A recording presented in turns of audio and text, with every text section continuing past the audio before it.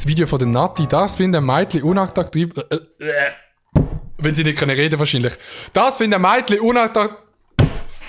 Das finden Mädchen unattraktiv an Jungs. Wir legen los. Let's go. Heute und herzlich willkommen zum neuen Video. Ich hoffe, ihr habt eine mega schöne Woche gehabt. Ja, doch, ja, schöne Woche gesehen. Ich bin gerade mega motiviert. I'm sorry. Um was geht's heute? Ihr habt sicher schon im Titel gelesen.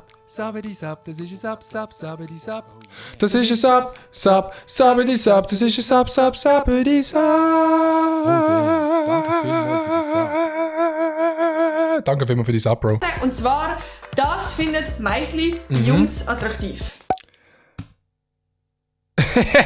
Sie hat es auch falsch gesagt, lul. Natürlich kann man das jetzt überhaupt nicht verallgemeinern. Ich glaube, jeder da draußen weiss, dass das so ein bisschen individuell ist und geschmacksbedingt und dies und das. Und ich glaube, ja, ich muss euch das gar nicht erzählen. Und dass es noch gesagt ist, Jungs, fühlt euch nicht angegriffen. Ihr müsst euch auch überhaupt nicht verändern oder euch irgendwie dem anpassen, was jetzt gesagt wird oder sonst irgendwas. Ich bin gespannt, ob irgendetwas gesagt wird, was ich mache. Oder ob sie einfach grundsätzlich sagen, Adi. Was? Bleibt am besten euch selber und ja. Es geht so ein bisschen darum, um die Sachen, die am meisten gesagt worden sind von Girls. Also ich habe zum Beispiel auf Instagram gefragt, da könnt ihr mich gerne folgen, ich heiße den Notizell unterstrich. Und ich dachte, ich kann nicht so viel haben, sondern fangen wir doch mit dem Video an. Let's go! Wenn sie wissen, dass sie attraktiv Yo, Bro. Da krabbelt jetzt ist einfach gerade eine Spinne von der Decke bis oben an die Kamera gekrabbelt. Und jetzt, wenn ich sie angeschaut habe, ist die Spinne echt wieder rauf. sind. Ich muss das kurz erklären. Es geht überhaupt nicht darum, von Wohlfühlen in seinem Körper. Im Gegenteil, ich meine, wenn ein Bub sich wohlfühlt in seinem Körper und das ausstrahlt, dann ist das ja auch positiv. Also das ist ja auch attraktiv so für uns. Aber es geht jetzt eher um das Macho-Typige. Also wenn sie wissen, dass sie jede Frau könnten haben und dann uns dementsprechend auch so behandelt. Und das ist halt einfach nicht nice. Das ist wirklich nicht nice. Das ist wirklich nicht nice. Wir wollen lieber so ein bisschen uns fühlen, als wären wir die einmalige Person und hättet ihr das grösste Glück, dass ihr uns habt. So, wisst ihr, was ich meine? Ja, was kann man da dazu sagen? Ja, nein, kann man eigentlich nicht viel dazu sagen. Vielleicht, wenn man mit 16, 17 mit jemandem zusammenkommt, oder wäre es für mich schwierig, um so zu tun, als wäre das die einzige oder die beste Person, weil irgendwie habe ich das Gefühl, mit 17 oder 16 bist du irgendwie noch nicht so weit, dass man jemandem sagen könnte, ich will mit dem mein Leben verbringen. So. Man kann so sagen, für die nächsten 2 Jahre passt es, dann schauen wir weiter. Wenn er dann so eins macht auf, ja, ich weiss, ich bin hübsch und ich kann jede Haare und das ist nicht so, das Ja, aber gut, ich weiss natürlich, ich bin hübsch. Und ich habe schöne Haare. das mögen wir nicht so, ne? Das ist nicht so nice. Der nächste Punkt geht eigentlich auch schon in die Richtung, und zwar über das Angeben. Gerade so beim ersten Date, also wenn ihr darüber redet, wie geil ihr seid, wie viel Geld ihr habt. Stell dir vor, das erste Date, die kommen so an beim ersten Date und dann machen die so diesen beim ersten Date so. Warte jetzt. Nein, das ist das falsche Handy. Nein, das ist das falsche Handy.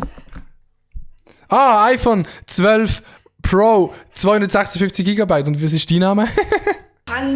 Was ihr alles in eurem Leben erreicht habt, dies, das ist einfach nicht so nice. Also, ich glaube... Aber wieso...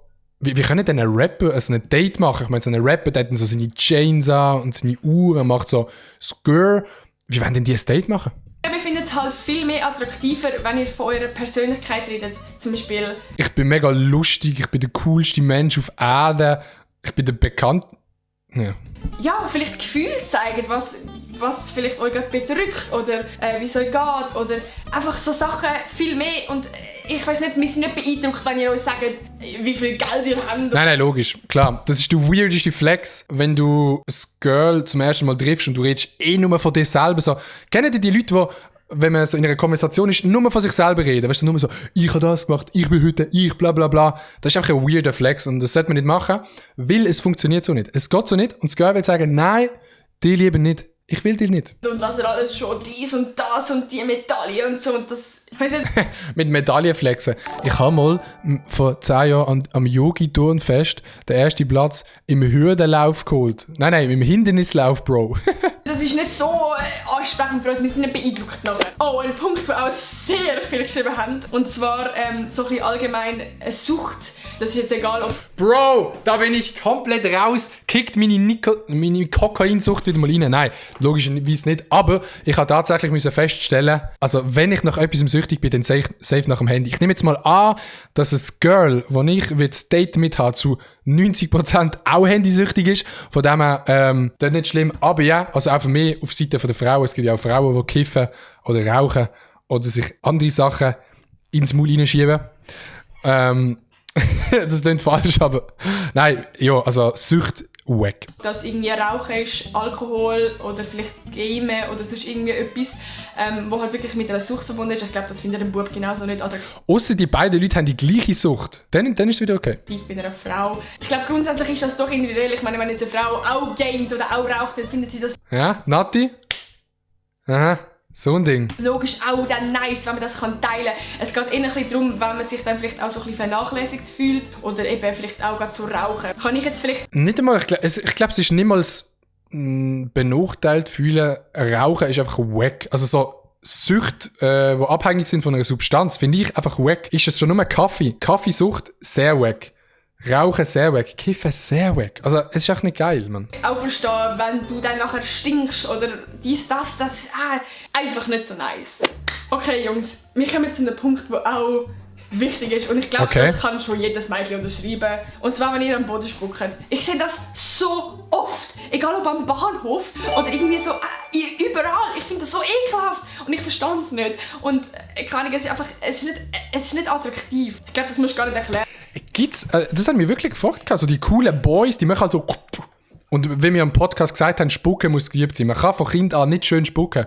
Spucken, das muss man über Jahre lernen. Im Fußballclub lernt man das. Vor einer Frau spucken ist schon, ich sag mal so, ein weirder Flex. Ausser du sagst so, ey, ich will dort den Mistrübel treffen. Und wenn du dann von 3 Meter aus triffst, muss ich schon sagen, dann würde ich als Frau schon sagen, Bro, du bist schon eher ein guter Spucker. Was ja auch für die Frau bedeutet, wenn man gut kann spucken, dass man gut...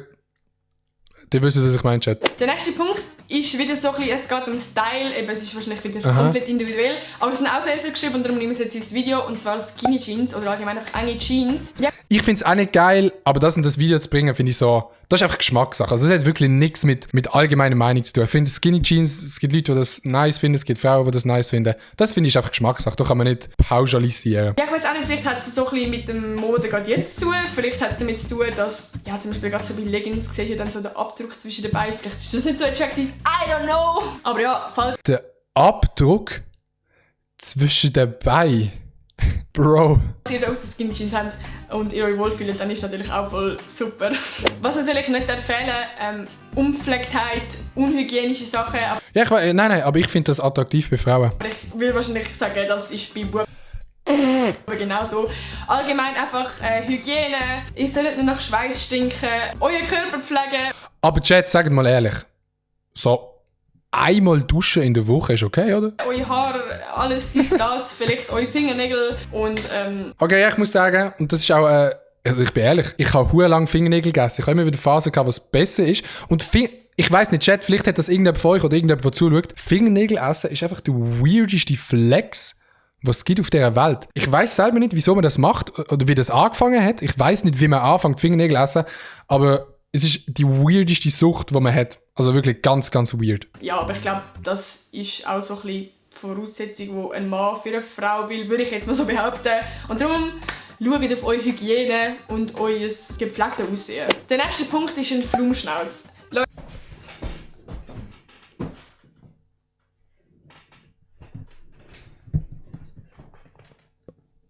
Das ist ein schöner Schnauz. Das ist kein Flum. Das ist kein Flum. Das ist so eine Mischung zwischen Schnauz und Nicht-Schnauz. Hey! Flumschnauz. Leute, das Was? ist so eine Mischung Was? zwischen Schnauz und... Es wird... Nati hat offiziell gesagt, dass das ein Schnauz ist und kein Flum. Es ist ein Schnauz und wer mir noch schreibt auf Insta, das ist ein Flum, es ist kein Flum. Es ist jetzt offiziell ein betitelter Schnauz. Nicht-Schnauz. Klar, es ist wieder individuell. Es gibt Frauen, die stehen auf Bärte und Schnauz. Es gibt Frauen, die finden es nicht nice. Aber ich glaube, so Flumschnauz, ja, finden viele Frauen nicht so attraktiv, weil es auch genau so ein Zwischending ist, was einfach irgendwie...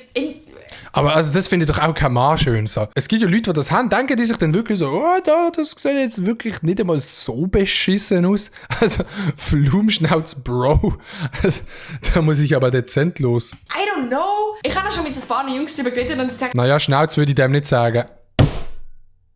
Das ist der schönste Schnauz, von dem Zimmer da. Halt oft, das ist so mühsam, wenn du den mal rasiert hast, dann musst du nachher immer anfangen zu rasieren, was dann nervig ist. Ich kann es irgendwie auch verstehen, aber schlussendlich musst du wahrscheinlich irgendwann dich anfangen zu rasieren, wenn du dann keinen Bart willst haben. Und darum früher oder später, keine Ahnung, kommt es ja nicht so Ausser du bist Maelo und hast einfach absolut keinen Bartwachs, dann musst du es nicht machen, lul. drauf an. Ich glaube, der nächste Punkt kann man vielleicht auch fast schon in der Beziehung selber dann sehen.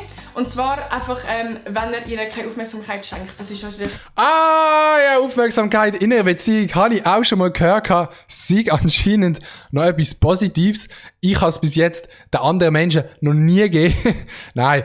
Ja, Aufmerksamkeit ist wichtig, weil ich habe es ja schon erzählt, meine letzte Beziehung ist auseinandergegangen, weil ich einfach null Zeit hatte für meine Freundin wegen YouTube und allem und ich musste arbeiten, also ich habe dort noch gearbeitet beim Radio und alles zusammen, hat auch nicht geklappt und dann fehlt natürlich auch die Aufmerksamkeit und ich glaube, jeder Mensch will so einen gewissen Anteil an Aufmerksamkeit, aber wiederum, ich muss auch sagen, ich will nicht eine Freundin, die so jeden Tag, jeder oben etwas will machen und so, weißt du, so die mega Bestätigung braucht. Ich finde, jeder Mensch sollte für sich selber klarkommen, seine eigenen Probleme wie selber können unter sich ausmachen. Und wenn das die Voraussetzung ist von beiden, dann kann es perfekt sein. Weil man kann sich einmal in der Woche treffen, man kann sich 3-mal in der Woche treffen, man kann sich 2-mal in der Woche treffen, aber so das, hey, ich will die jeden Tag sehen, wir müssen jedes Wochenende und jede Minute zusammen verbringen, ist einfach nicht meins, aber ist natürlich auch wieder Geschmackssache. Genau, wieder umgekehrt bei Mädchen, aber es geht so ein bisschen um das Allgemeine, so ein bisschen Aufmerksamkeit. Du hast beim Radio geschafft, yes, beim Radio Basilisk zu Basel. Sein, ihr zuhören, vielleicht zum Beispiel, wenn sie von einem Problem von dir erzählt, dass dann irgendwann später mal wieder nachfragst, hey, wie ist es denn so gewesen? Oder allgemein so ein bisschen Man muss sich so ein Notizbuch machen, wo man das so aufschreibt und dann kannst du es abhökeln. Ja, habe ich nachgefragt, in 2 Tagen wieder. Okay, ja gut. Sachen und eben vielleicht auch wieder bei Suchtmitteln, wenn sie zum Beispiel jetzt, ja, einfach wenn sie sich auch zum Beispiel über das vernachlässigen und so. Einfach so ein bisschen die Aufmerksamkeit, die kleinen Details, die machen es aus. Real Talk, die machen es einfach aus. Zum Beispiel, wenn du jetzt vorhast, ihr mal Schoki zu kaufen oder I don't know, dann kaufen ihre Lieblingsschoki, was ich zum Beispiel mal gesagt habe, ja, meine Lieblingsschoki ist Ovomaltine und dann ist für die Frau etwas mega krasses, wenn du dann ihr genau die Schoki schenkst, anstatt einfach irgendeine Herzli-Schoki oder weiss ich auch nicht. Das ist etwas viel Spezielles. Leute, mal Butter bei die Fische, herzlich Schoki, ist doch... Ich bin so ein Mensch, gerade zu dem Punkt, wo sie jetzt gesagt hat, so die kleinen Dates mit so Schenkschoki, so irgendwie so... Ich fühle das nicht so. Ich bin nicht so der Mensch, der das macht. Ich bin einfach so, ich habe da nichts dafür. Ich bin wahrscheinlich, ich sag's wie es ist, ich bin wahrscheinlich einfach zu faul oder ich bin einfach zu wenig romantisch. Für mich zählt das schon so als romantischer Moment. Aber ich weiß nicht. Ich weiß nicht. Aber Schoki-Herzli für mich, da kannst du wirklich lieber einfach eine normale Schoki. Was auch recht abtönend und unattraktiv ist so ein bisschen das Desinteresse. Also das allgemeine Das ist eigentlich genau das, was sie vorhin gesagt hat. Desinteresse am Kennenlernen von einem selber. Das geht eigentlich auch so in die Richtung. Gerade zum Beispiel, wenn du etwas erzählst, dann will man, dass der Bub sich interessiert für das Mädchen, für die Story, wie es ihr geht, was passiert ist in ihrem Leben, für ihr Leben. Ja, eben so ein bisschen das Allgemeine. Wenn man zum Beispiel ein Hobby hat, dann ist das etwas mega Schönes, wenn er sich für das Hobby interessiert. Er muss dann nicht auch das anfangen, sondern einfach mal so ein bisschen... Doch, immer das Beste, wenn ein Bärli das gleiche Hobby macht, im gleichen Club. Das funktioniert immer sehr gut. Aus Erfahrungswert, das funktioniert immer sehr gut. Sich dafür interessieren. Ich glaube, beim Bub ist das genau umgekehrt. Wenn er zum Beispiel etwas gamet, ist das für einen Bub mega nice, wenn sie dann einfach mal fragen geht, hey, was gamest du eigentlich? Einfach so sagen. Ich stelle mir das so lustig vor, wenn man das so wie als Pflicht, das steht so im Pflichtenheftchen von einer Beziehung, so einmal nachfragen wegen Gaming, was er spielt. Dann gehst du so an und dann fragt sie so, yo, Schatz, was spielst du da? Ist das FIFA? Sachen oder auch zum Beispiel Familie kennenlernen. Ja, das macht es halt auch mega attraktiv und da hat halt Aber Familie kennenlernen erst nach 3 Jahren. das Mädchen auch mega Freude. Also merkt euch, Interesse zeigen an ihrem Leben. Okay, den nächsten Punkt wieder gefasst machen, das ist wieder ein Punkt, wo so viele hineingeschrieben haben. Also wirklich. Und ja, das habe ich auch schon selber erlebt, darum I can speak from my Erfahrungen. Und zwar, wenn ein Bub anders ist in einer Gruppe, als wenn er mit dir selber ist. Nicht falsch verstehen. Oh damn, okay. Da macht Nati aber ein fucking Fass auf, Bro. Boah, das ist schwierig. Ist nicht grundsätzlich jeder Mensch anders in einer Gruppe, als man zu zweit ist? Jeder Mensch hat doch so ein Gruppengesicht und jeder Mensch hat ein zu zweit Gesicht. Vielleicht gibt es Leute, die das mega gut können und es gibt Leute, die das weniger gut können. Ich habe das Gefühl, man ist zu zweit immer ein bisschen anders. Also auch mit Kollegen. Wenn du mit Kollegen in einer Gruppe chillst oder zu zweit, man ist schon immer ein bisschen anders. Darum, es ist vielleicht geil, wenn man nicht komplett anders ist, wenn man dort so voll der Macho ist und dann noch dann so nicht mehr. Aber, also, es sollte sich noch ähnlich sein, aber ganz gleich. Ich glaube, es gibt selten Leute, die in einer Gruppe genau gleich sind, wie wenn man zu zweit chillt. Also, ich habe vielleicht 1, 2 Kollegen, so der Yoshi ist so ein Kollege, wenn ich mit dem Yoshi chill oder mit einer Gruppe, bin ich genau gleich, weil man kann auch jeden Scheiß auch so machen, weißt du, was ich meine? Aber sonst, so bei mega vielen Leuten, bin ich zu zweit einfach ein bisschen anders, weil man ein bisschen mehr Rücksicht nimmt, weil man nicht genau weiss, was man sagen kann. Ist ein schwieriges Thema, finde ich. Jeder Mensch ist anders in einer Gruppe, als wenn er mit einem Partner oder Stell dir vor, deine Freundin kommt fragen, was du zockst und du am Minecraft spielen bist. Bro, dann ist direkt Schluss, wenn sie Mac nicht kennt, lul. mit einem Crush oder so selber ist, das ist logisch. Ich glaube, jeder hat da so ein bisschen seine Seiten, die sind ja auch nicht gleich, wenn ihr mit eurer Familie unterwegs sind, als mit euren Kollegen, das ist ja logisch. Es geht bei uns so ein bisschen darum, dass ihr so in der Gruppe cool sein und uns dann ganz anders behandelt, als wenn ihr mit uns alleine sind. Wenn wir mit uns alleine sind, dann sind wir mega lieb, mega... Okay, I see, was sie meint. Okay, das ist schon so. So Leute, die dann plötzlich so dumme Sprüche gegen die Freundin machen und so. I don't feel that, bro. Herzig, das, könnt über alles reden. Und sobald ihr in der Gruppe sind dann gerade so die Machos, machen uns teilweise noch fertig, probieren dann so cool zu sein, so ein bisschen angeben vor den Kollegen. Ich weiss nicht, ich kann mir vorstellen, vielleicht haben die Buben das Gefühl, dass wir dann beeindruckt sind von ihnen, aber das sind wir halt wirklich überhaupt nicht. Ja, darum, wenn ihr in der Gruppe sind, fänden wir es nice, wenn ihr uns irgendwie ungefähr wieder gleich behandeln und nicht... Einfach rummachen. Einfach, wenn man in einer Gruppe ist, mit ihr rummachen. Das ist ja genau gleich wie zu zweit, oder? in ein Stück Einfach Sex haben. Vor der Gruppe. Ich meine, dann ist es ja gleich. Scheiße. Wir kommen zum letzten Punkt, und zwar, wenn Jungs unsicher sind in ihrer Maskulinität. Also zum Beispiel so Sachen wie, ich glaube, das ist vor allem auch vielleicht so ein Gruppendruck oder allgemein bei Jungs vielleicht so ein bisschen so, dass sobald man irgendetwas Weibliches macht, dass man dann gerade sagt, oh, das ist schwul, das ist nicht männlich. Ich kann zum Beispiel Gefühle zeigen, oder brüllen. Warum ist das so in der Gesellschaft nicht akzeptiert, wenn ein Bub heult? Ich habe das Gefühl, alle sagen dann immer, oh, du bist so schwach, so eine Pussy oder so Sachen. I don't understand. Wir Mädchen finden das... Englisch-Skills sind da. Ja. Das ist im Fall Real Talk viel attraktiver und es ist viel stärker, wenn du deine Gefühle kannst zeigen. Bei uns löst das viel mehr aus, als wenn du dann eins machst auf «Es hat dich nicht verletzt». Und ich glaube, recht viele Mädchen, die sich selber schminken, haben irgendwann früher oder später Bock mal seinen Freund selber zu schminken oder irgendwie eine Maske zu machen oder weiss ich auch nicht. Nee, komm. Meine Freundin muss mich nicht schminken. So ein Ding ist das. Aber nicht, weil ich das Gefühl habe, dass es schwul ist. Das musst du einfach abwaschen nachher, das scheisst mich an. Da spreche ich jetzt nur aus meinen Erfahrungen natürlich. Oh shit! Oh. Ja, komm. Digga. Ja, komm, scheiß drauf. Also, mein Face auch so. Gar kein Bock. Oh, fuck, was mache ich da für einen Scheiß? Bro, ich muss schon sagen, pizza attraktiv habe ich schon ausgesehen.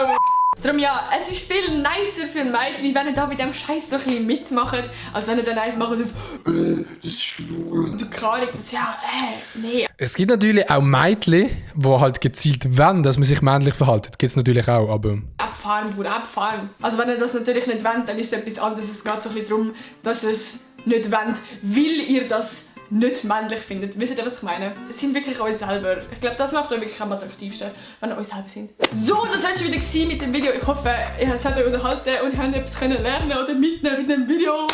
Gebt doch gerne einen Daumen nach oben, wenn es euch gefallen hat. Vielleicht kann ich mal eine umgekehrte Version machen, zum Beispiel was Mädchen attraktiv finden an Jungs oder auch ganz umgekehrt, was Jungs unattraktiv finden an Mädchen oder irgendwie so. Schreibt es in die Kommentare, wenn ihr Bock habt auf das. Ich glaube, ich würde es auch sehr spannend finden, was Jungs an Mädchen attraktiv finden. Vergesst nicht, mich zu abonnieren. Ganz wichtig, die Glocke aktivieren und ich würde sagen, wir sehen uns nächsten Sonntag wieder. Tschüss! Yeah, cooles Video, Nati. Ich hoffe, ich bin attraktiv. My